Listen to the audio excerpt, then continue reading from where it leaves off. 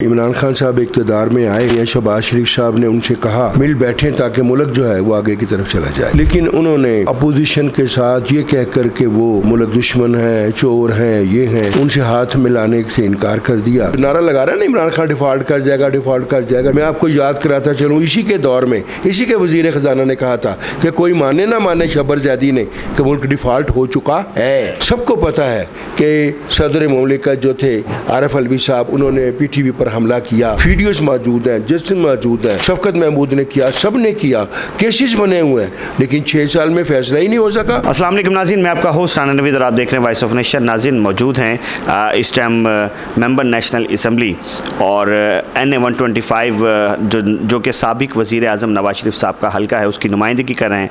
हमारे साथ मौजूद हैं वहीद आलम खान साहब। अस्सलाम वालेकुम सर। वालेकुम अस्सलाम। सर, हम आज जो आपके पास जो तशरीफ़ लेकर आए हैं उसकी रीज़न भी यही है कि जो मुल्क की जो सूरत हाल चल रही है उस पर आप जैसे सीनियर से अगर गुफ्तगू की जाए तो वो ज़्यादा बेहतर है। तो सर, आज जो पाकिस्तान में जो हालात चल रहे हैं, किस नज़र से देख रहे हैं इसको आप? वो सबके सामने आप भी देख रहे हैं रोज़ाना की बुनियाद पर। इमरान खान साहब इक़्तिदार में आए तो उनके आते ही कायद मोहतरम मियां शहबाज शरीफ साहब ने उनसे कहा कि आइए हम आपस में चार्टर ऑफ इकोनॉमी कर लें, मिल बैठें ताकि मुल्क जो है वो आगे की तरफ चला जाए। लेकिन उन्होंने किसी बात पर ध्यान नहीं दिया और बल्कि अपोजिशन के साथ ये कह कर के वो मुल्क दुश्मन है, चोर हैं, ये हैं, उनसे हाथ मिलाने से इनकार कर दिया। तो जमहूरियत में तो आपके इल्म में बात सारी बैठ कर होती हैं, तय होती हैं, आपस में मिलकर चलते हैं, मामलात को, मुल्की मामलात को देखते हैं। लेकिन जब एक शख्स ये कहे कि यकतरफा तौर पर मैंने जाना है, तो फिर मामलात इसी नहज पर आ जाते हैं जिस पर आज हैं। यानी उनकी एक ही अपनी ही तर्ज की पॉलिसीज़ ने मुल्क को इस हद तक पहुंचा दिया है कि आज हर आदमी जो है पाकिस्तान का वो परेशान है। आपने देखा होगा कि कौमी असम्बली के फोरम पर हम 26 दिन एहतजाज करते रहे जब इन्होंने IMF साहब के साथ मुआहदा किया। और ये मुआहदा आपको याद होगा कि 2016-17 में कायद मोहतरम मियां नवाज शरीफ साहब ने TV पर आकर ये कहा था कि आज हमने IMF को ख़ैर बैत कह दिया है। लेकिन इन्होंने आकर उनसे फिर मुआहदा कर लिया और मुआहदा भी ये एक हद होती है हर चीज़ की। लेकिन याद होगा कि हमने उस वक्त ये भी एहतजाज किया था कि ये स्टेट बैंक को गिरवी रख रहे हैं IMF के पास, यानी उसकी जो सॉवरेनिटी उसको उनको दे दी गई। और आज वो बात साबित हो गई है कि ये जितनी महंगाई इस मुल्क में हो रही है, ये सारी इमरान खान की पॉलिसीज़ की वजह से, और ये जो स्टेट बैंक को सॉवरेनिटी दी गई थी ये उसकी वजह से हो रही है। वही क्योंकि इसको कंट्रोल कर रहा है, इसकी वजह से। सर, जहाँ तक लोगों की बात की जाए, क्योंकि अवामी मैंडेट जो है वो सबसे ज़्यादा अहमियत रखता है। लोगों का कहना ये है कि 30 साल का मलबा 3 सालों पे किस तरीके से डाला जा सकता है। लेकिन 30 साल में कभी ऐसा नहीं हुआ कि लोग इतने परेशान हो जितने 3 साल में हो गए। यानी आप देखें कि हमारा जो कायद मोहतरम मियां नवाज शरीफ का दौरे हुकूमत था, 2013 से लेकर 2018 तक हमारा GDP रेट 5.8 था, 35 रुपये किलो आटा था, 155 रुपये घी था। यानी ये तमाम चीज़ें अंदर एक बैलेंस में थीं और एक उसमें एक हदूद कयू जो होती हैं उसमें थी। लोग इतने परेशान नहीं थे। सर, तजर्बाकार हुकूमत का जब नारा लगा और ये कहा गया कि तजर्बेकार लोग अब आ रहे हैं दोबारा से और आके पाकिस्तान की वो देखभाल दोबारा से करेंगे, तो अब मेरे ख्याल में इमरान खान को गए हुए तो बहुत देर हो गई।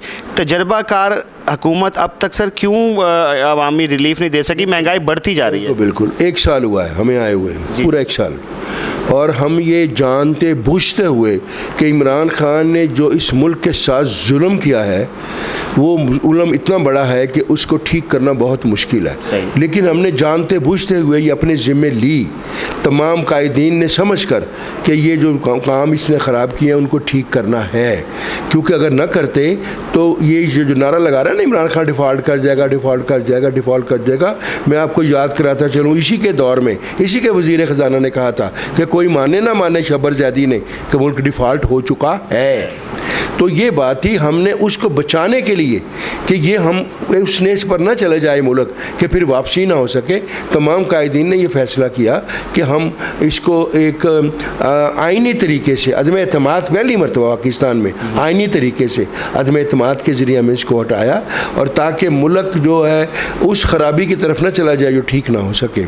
सर, और कोशिश कर रहे हैं दिन रात, आपके सामने है सारी बातें। अल्लाह करे कि ये कोशिश कामयाब और पाकिस्तान के हक़ में बेहतरी हो। सर, एक सवाल जो कि आज के दौर में मौजूदा वक्त में करना बहुत ज़्यादा ज़रूरी है, क्या आप मिलिट्री कोर्ट्स के हक़ में हैं और कि जमहूरी निज़ाम के होते हुए मिलिट्री कोर्ट्स होनी चाहिए? नहीं, मैं बिल्कुल उसके हक़ में नहीं हूँ, लेकिन कोर्ट्स को भी अपना मुकाम पहचानना चाहिए, उन्हें भी ऐसे फ़ैसले देने चाहिए। ये नहीं देखा जाता कि मैंने क्या करना है, मैंने किसी के हक़ में देना है या क्या करना है। कानून को देखा जाता है मुल्क किस तरफ जा रहा है। जिन लोगों ने देखा ना, आज तक सबको पता है कि सदर मुमलिकत जो थे आरिफ अलवी साहब, उन्होंने PTV पर हमला किया, वीडियोस मौजूद हैं, जस्टिस मौजूद हैं, शफकत महमूद ने किया, सब ने किया, केसेस बने हुए हैं, लेकिन 6 साल में फ़ैसला ही नहीं हो सका। या अगर ये फ़ैसला हो जाता तो आज ये जो 9 मई के वाक़यात है ये ना देखने पड़ते, लेकिन लोगों को कुछ हुआ ही नहीं।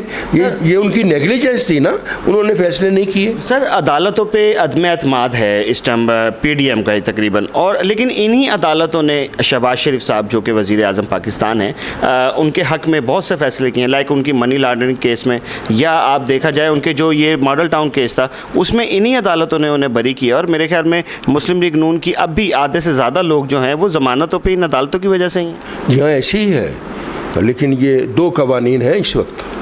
हमारे कायदे मोहतरम मियां शहबाज शरीफ साहब कैद हुए, उनकी पहली ज़मानत 90 दिन के बाद हुई, 3 साल वो ज़ेर हिरासत रहे।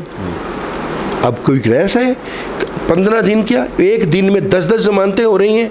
ये 2 तरीके नहीं हैं, ये 2 कानून नहीं हैं। हमज़ा साहब 2 साल कितने दिन उन्होंने जेल में काटी है, और हमारा कोई भी, चाहे वो एहसन इकबाल साहब हों, चाहे कोई और हो, किसी की ज़मानत 90 दिन से पहले नहीं हुई।